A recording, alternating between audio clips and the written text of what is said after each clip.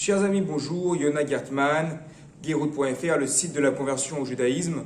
Aujourd'hui, une question régulièrement posée.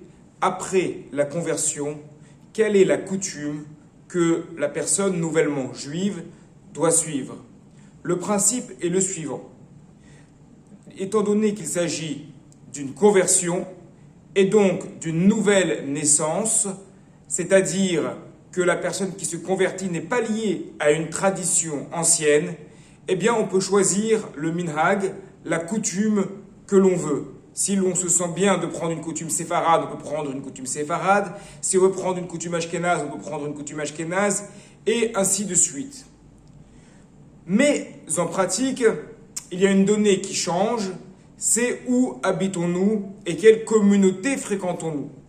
À partir du moment où l'on décide de rester dans la même communauté, et c'est souvent le cas, et c'est même souvent conseillé, si on a fait sa conversion avec un rav, si on a été intégré dans une communauté, il vaut mieux rester dans cette communauté où l'on a nos repères.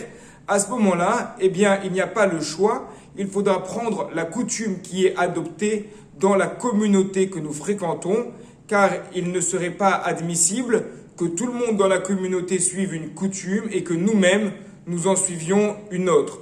Donc, lorsque l'on fréquente une communauté, on doit suivre la coutume de la communauté dans laquelle nous sommes intégrés. Si nous sommes dans une ville dans laquelle il y a plusieurs synagogues et que nous avons des affinités pour une synagogue d'obédience ashkénaze par exemple, eh bien on se dirigera vers cette synagogue et on prendra cette coutume-là. Si nous sommes dans une communauté dans laquelle il n'y a qu'une seule synagogue, d'une seule obédience, eh bien la question ne se pose pas. Il faudra nécessairement prendre la communauté, le minhag, la coutume de la communauté en question.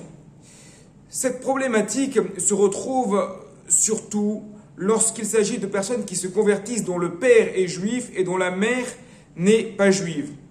Il y a une envie de prendre la coutume du père. Est-ce que c'est permis? Oui, c'est permis. Effectivement, si le père est tunisien et qu'on souhaite suivre les coutumes tunisiennes, c'est permis du moment que l'on fréquente une communauté de cette obédience. Maintenant, il y a les coutumes qui se retrouvent dans la communauté, dans la prière, à la synagogue, et puis il y a les coutumes personnelles à la maison, où cela ne change rien en fonction de la communauté, de la synagogue dans laquelle nous évoluons, la synagogue, la communauté que nous fréquentons. Donc dans ce cas-là, oui, effectivement, quelqu'un de père juif peut décider de prendre cette coutume. Est-ce que cela doit être automatique? Est-ce que cela est forcément conseillé?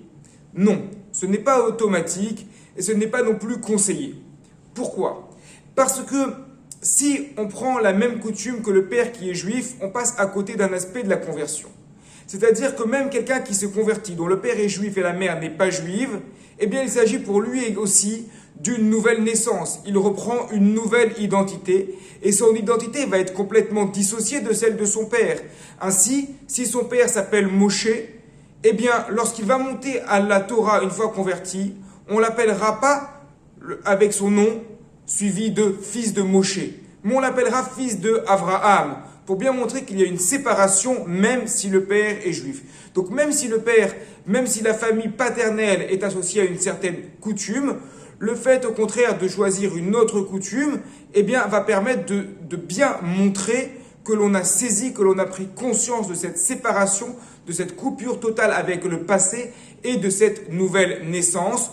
Mais n'oublions pas qu'en pratique, le plus important est véritablement de ne pas se dissocier de la communauté dans laquelle on est intégré et de suivre donc la coutume, le minhag de la communauté qui nous a aidés, qui nous a poussés à devenir juifs ou juives. Si vous avez des questions sur cette vidéo, sur les vidéos de manière générale sur le site guéroute.fr, n'hésitez pas à venir directement vers moi pour les poser, pour demander des éclaircissements ou de prendre conseil auprès de votre rave. À très bientôt pour une nouvelle vidéo.